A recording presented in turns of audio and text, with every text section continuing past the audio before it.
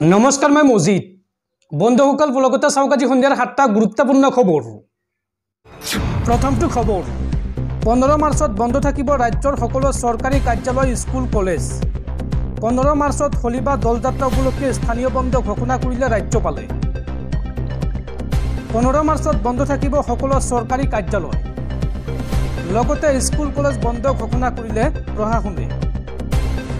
15 मार्चत स्थानीय बंद घोषणा प्रशासনৰ। सकलो सरकारी कार्यालय और शिक्षानुष्ठान बंद থাকিব 15 मार्चत। फाकुआ उपलक्षे कामरूप महानगर जिला प्रशासने जारी करिছে এই निर्देशना।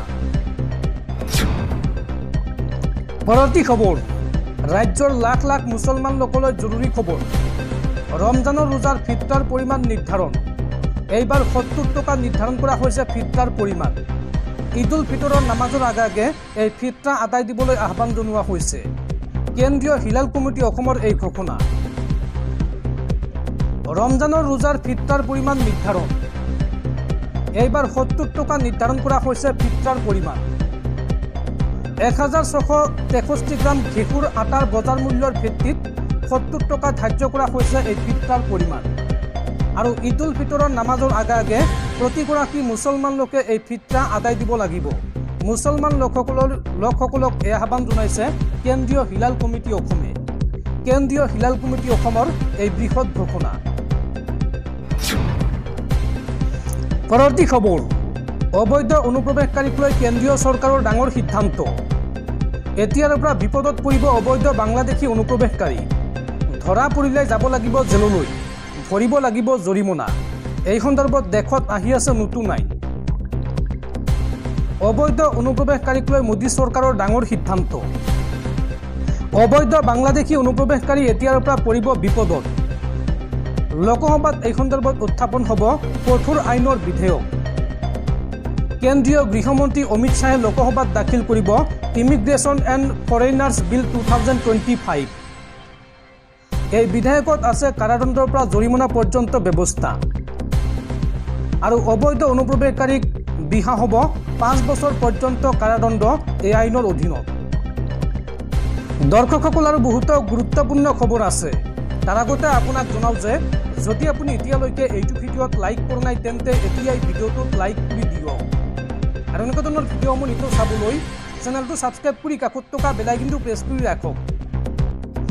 পৰৱৰ্তী খবৰ শীঘ্ৰেই মুকলি আকাশৰ তললৈ ওলাই আহিব USTMৰ স্বত্বাধিকাৰী মহবুবুল হক। অৱশেষত জামিন পালে USTMৰ আচাৰ্য মহবুবুল হকে। দুটাকৈ গোচৰত গুৱাহাটী উচ্চ ন্যায়ালয়ে মঞ্জুৰ কৰিলে জামিন। আৰু অতি শীঘ্ৰেই মুকলি আকাশৰ তলত ওলাই আহিব USTMৰ স্বত্বাধিকাৰী মহবুবুল হক। পৰৱৰ্তী খবৰ সাৱধান ৰাজ্যবাসী, ৰাজ্যত পুনৰ বতৰ ল'ব কালৰূপ। অহা 14 মাৰ্চ পৰ্যন্ত ৰাজ্যত হ'ব প্ৰচণ্ড বৰষুণ। আৰু এই সন্দৰ্ভত ৰাজ্যৰ 23খনকৈ জিলাত বতৰ বিজ্ঞান কেন্দ্ৰৰ এলাৰ্ট জাৰি। ৰাজ্যত পুনৰ বতৰ ল'ব কালৰূপ। অহা 14 মাৰ্চ পৰ্যন্ত ৰাজ্যত হ'ব প্ৰচণ্ড বৰষুণ। বতৰ বিজ্ঞান কেন্দ্ৰই এই সন্দৰ্ভত জাৰি কৰিছে এলাৰ্ট। ৰাজ্যৰ কেইবাখনো জিলাত এলাৰ্ট জাৰি কৰিছে বতৰ বিজ্ঞান কেন্দ্ৰই। অসমৰ কোন কোন জিলাক লৈ বতৰ বিজ্ঞান কেন্দ্ৰই এলাৰ্ট জাৰি কৰিছে চাওঁ আহক। কোকৰাঝাৰ, ধুবুৰী, বঙাইগাঁও, চিৰাং, গোৱালপাৰা, বৰপেটা, নলবাৰী, কামৰূপ গ্ৰাম্য, কামৰূপ মেট্ৰ', দৰং, ওদালগুৰি, মৰিগাঁও। আৰু আপুনি অসমৰ কোনখন জিলাৰ পৰা ভিডিঅ'টো চাই আছে কমেণ্টত জনাওক।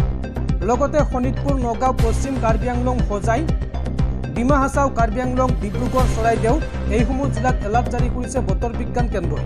লগতে তিনিচুকীয়া, লখিমপুৰ, ধেমাজি, যোৰহাট, শিৱসাগৰ, মাজুলী, বিশ্বনাথত হ'ব মুখলধাৰ বৰষুণ। এই জিলাকেইখনত প্ৰচণ্ড ধুমুহা বৰষুণৰ আগজাননী আছে বা এই সময়ছোৱাত প্ৰচণ্ড ধুমুহা বৰষুণ হ'ব বুলি বতৰ বিজ্ঞান কেন্দ্ৰই জনাইছে। পৰৱৰ্তী খবৰ অৰুণোদয় আঁচনিক লৈ উত্তাল অসম বিধানসভাৰ সদন। অৰুণোদয় আঁচনি বন্ধ কৰি মুখ্যমন্ত্ৰীক নিৰ্বাচনত জিকাৰ প্ৰত্যাহ্বান জনালে বিধায়ক অখিল গগৈয়ে। আৰু অখিল গগৈৰ প্ৰত্যাহ্বান গ্ৰহণ কৰি মুখ্যমন্ত্ৰীয়ে দিলে প্ৰত্যুত্তৰ। অৰুণোদয় আঁচনিক লৈ উত্তাল সদন। অৰুণোদয় আঁচনি বন্ধ কৰাৰ প্ৰত্যাহ্বান বিধায়ক অখিল গগৈ।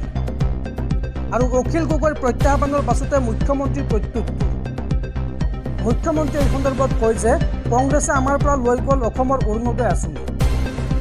ছত্তীশগড়, মধ্যপ্ৰদেশ, ঝাৰখণ্ড নতুন দিল্লীয়ে লৈ গ'ল অসমৰ অৰুণোদয় আঁচনি। যদি আমি বেয়া কাম কৰিছোঁ তেন্তে এইসমূহ ৰাজ্যই কিয় আমাক অনুসৰণ কৰিছে? এই মন্তব্য ৰাজ্যৰ মুখ্যমন্ত্ৰী হিমন্ত বিশ্ব শৰ্মাৰ।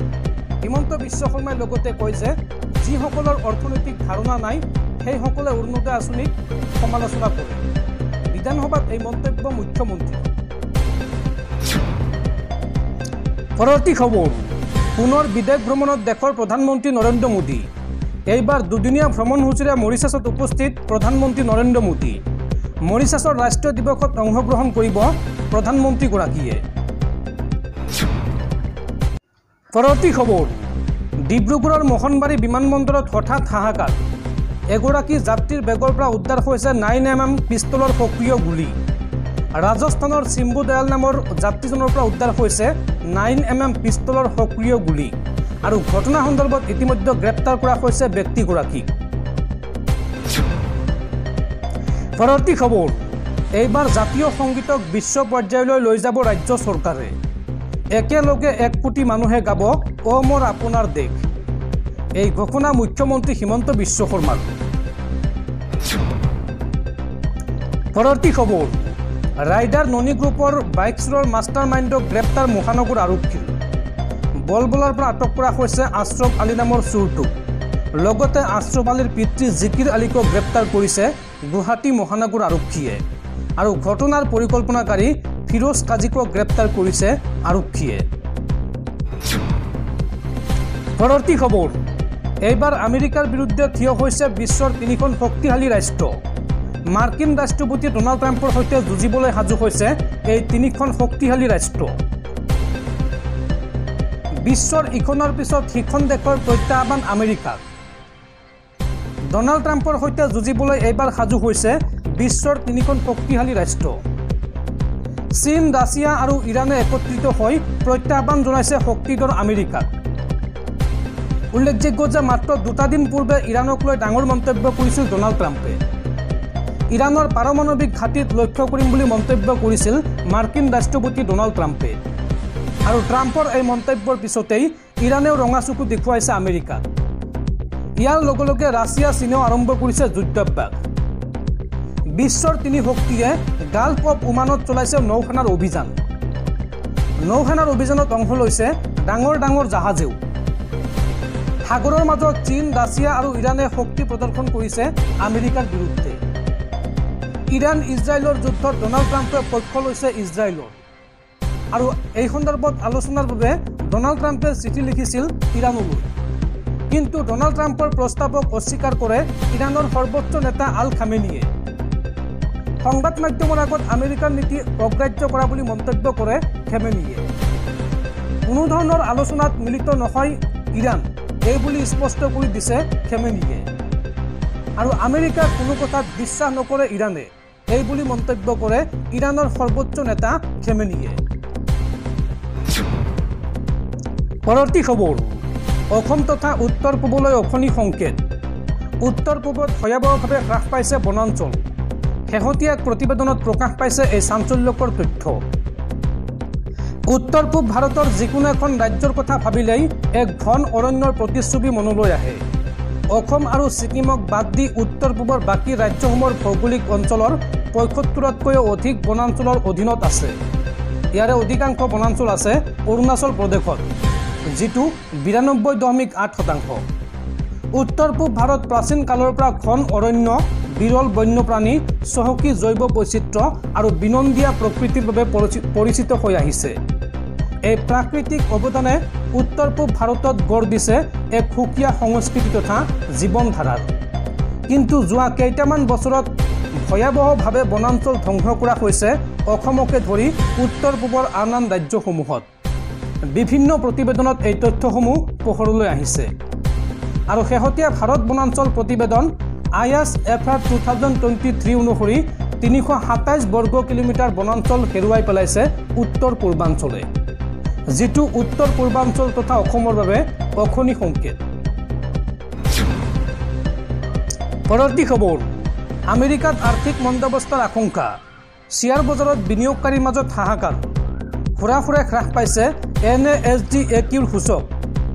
পশ্চিমৰ একাধিক দেশৰ লগতে নিম্নগামী হৈছে ভাৰতৰ সেন্সেক্স। পৰৱৰ্তী খবৰ, লখিমপুৰৰ পানীগাঁও থানাৰ 2 আৰক্ষীক ৰিজাৰ্ভ ক্লজ আৰক্ষীৰ। OC সত্যজিৎ বৰা আৰু SI ক্ষীৰোদ শইকীয়াক ৰিজাৰ্ভ ক্লজ।